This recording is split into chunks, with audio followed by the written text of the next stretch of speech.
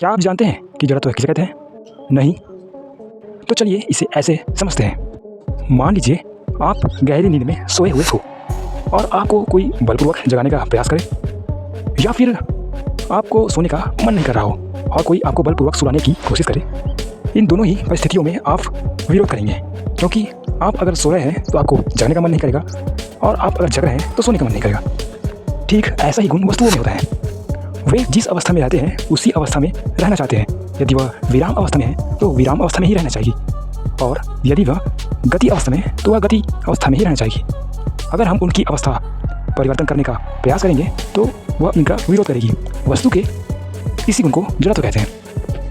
उदाहरण के लिए, पेड़ जब तक हवा न चले तब तक हिलता नहीं, यानी स्थिर ही रहता है। उसी तरह कुर्सी टेबल अपने आप चलकर एक जगह से दूसरी जगह नहीं जाते, क्योंकि कुर्सी टेबल हमेशा विराम अवस्था में ही रहना चाहती है। वह गति करना बिल्कुल नहीं चाहती। तो इन चीज़ों का ये गुण जड़त्व कहलाता है।